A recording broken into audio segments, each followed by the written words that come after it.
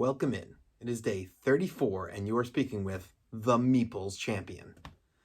So today we're going to be getting into a game that I've only played one time. It was rather new to me and unknown. This is a game that a friend of mine got. I initially thought it was a Kickstarter, but after doing some research, I found that it was not a Kickstarter. This was just a smaller game from AEG, and definitely something I enjoyed, and I wanted to look a little deeper in with you guys today. And that is Guildhall. Now, Guildhall is interesting. It really is. I like the game.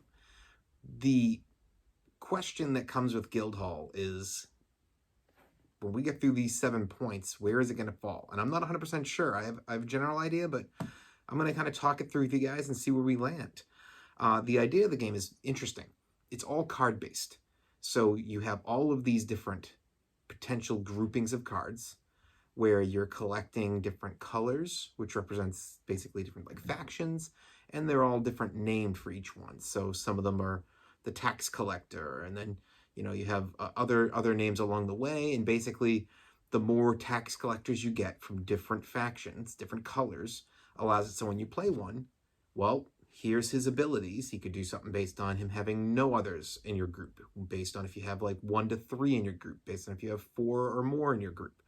And when you play him, you look and see how many you've already collected. You'll go, okay, I've got a purple, I've got a blue, I'm playing the yellow, so it counts as 2. You do it, you get the ability you choose, and you can use the ability that he's in or anything less. So you can use the 1 to 3, or you can use the 0 if you prefer that for that moment. Do the ability, and when it's finished, he then moves into, now there's 3 in the group. So the next time you play a new color, it's going to have that there. You're going to be collecting individual tokens that represent individual victory points based on the abilities you use. But you also are trying to make full sets to then turn them in for these points up above. Now, you could be getting something worth 3 or 4 victory points, and all you have to do is get a complete set of 1, and you're able to exchange it, and you get that. Or it might say there's 2 of them, and you're doing, all right, I need 2 full sets, but this is 7 victory points. The game ends the instant somebody gets 20 victory points. So there's none of this, somebody hit, and now we have to finish out the round, or, you play X amount of rounds. It's 20 points, you're done. Somebody hit it, they win the game. So where does this game truly land? It's a medieval style, and let's start with the art. The art is good. I'm okay with the art. It's definitely, not kid themed, and I don't mean that it's inappropriate for kids. It's just a younger kid's not going to get super excited if they see this art. I think this is a little bit more directed towards those fantasy fans, adults. It's perfectly acceptable to me. I don't think that it's anything wrong with the art, but I've said this before. There's a difference between the art being okay and the art selling a game. Does the art sell this game? I don't think it does. It's, I think, a fantastic art for the game design of itself, but if you don't know about it and you walk into a store and you see this box, is it going to grab you? I don't think it does.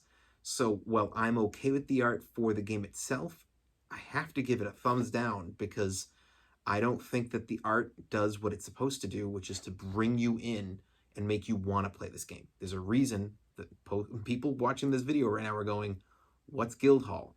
It's not widely known. Components. Components are just cards and then some little victory point discs. There's not a lot to it. It's very simple. They're all fine. I don't see any issue with the cards, any issue with the cardboard for these victory points. It's a thumbs up. It's hard to fail on components. Once in a while I see a game that does, but for the most part it really is difficult. You'd have to try to not do a good job. The price. This game is going for $60. And you're not going to see this in a Target. You're not going to see this in a Barnes & Noble. You go into board game stores, I really would be shocked if you see it very often. I don't think I've ever seen it in a store. I'd never heard of it until my friend had brought it in.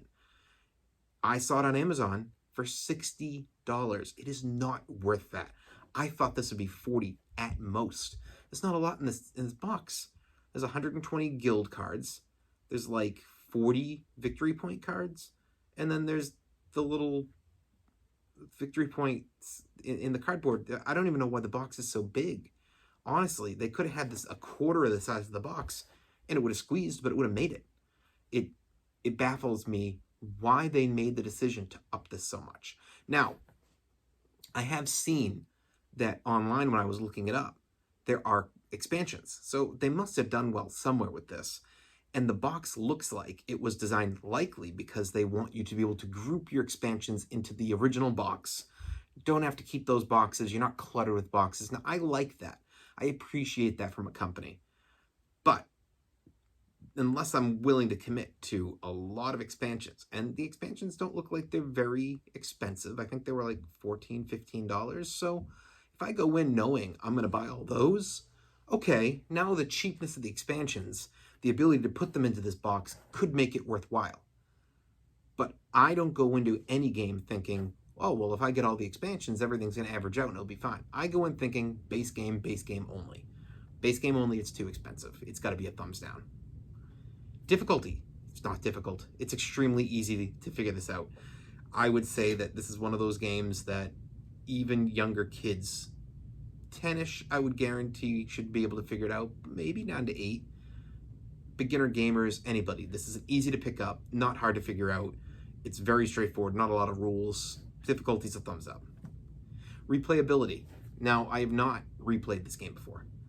I would like to, but replayability kind of comes in 2 different ways. Is the game replayable in general? Yes. Is it replayable compared to the collection you've put together? When am I going to choose this over choosing the brand new game that just came out, the game that's the hit with everybody right now, the game that we haven't played in a bit and we go, oh, well, Guildhall's up there, but we got these other 10 that we've been wanting to play. Guildhall's probably coming in last. It's a fun game, but it isn't a game that grabs you to that level. Will we get this to the table again in our group? Maybe once a year, but it might be once every couple of years. I don't think the replayability is strong enough for a heavy gamer. But if you're a light gamer, if you're just looking to add this to a smaller collection, this is replayable. So I will give it a thumbs up because I think a light gaming group it will be great for. And I think that if there is a heavy gaming group that likes to have a simple game to play before they play the big games, it could be a hit there too for you. So I'll give it the thumbs up. But I do warn you, for larger collections, this will just get lost, and you won't see it to the table very often. Routes to victory, there's not really many. It's 20 points. So you can do it by collecting particular cards, or you can do it by trying to turn them in and get things up top. I would say there aren't a lot of routes to victory, but at the same time, that's the way the game plays. There's a little bit of luck factor there because, well, what card am I drawing when I go for a draw? You know, who's targeting who? What is the abilities to my left or my right? So there's a little bit of luck factor in can you pull off the victory, but you still have those choices. You know, are you going to play a card? Are you going to draw more cards or discard cards to draw up? There is options for you. So I would say routes to victory is acceptable. I'll give it a thumbs up. Uniqueness, I don't think it's unique. There's not enough to this game. It's not exactly a deck builder. It's not unique to me. It doesn't seem like other games I've played, but I definitely see that it's just really one mechanic. And that one mechanic may just be in a bunch of games, but it's mixed with other mechanics. So maybe you could say it's unique because it's the one mechanic, but that just means we backtrack and we'll find that mechanic being played as one mechanic probably like 10, 15, 20 years ago. I don't think it's going to get a unique for me. I'm going to give it a thumbs down there. So overall, what's my recommendation? I like the game. I do. I think that it's fun. I think that the theme doesn't really bleed through for me. I don't feel that the theme is something that's prominent. You know, it's a fun theme. It just doesn't, I feel like you could cut and paste and put any theme here and it'd be fine. I think you should buy it? Not for that price. Really don't. If you have a chance to play this game, if you really like it, and if you go, hey, let me look it up, and I don't know how many expansions there may be, but you know, if there's 3 or 4 expansions, and you go, okay, well, I can buy all the expansions and the original game, and that's going to come to like 110. Okay, then do it, because it all gets in the one box, and now you're talking about a main game and 4 expansions, and if it's in that range, that's fine.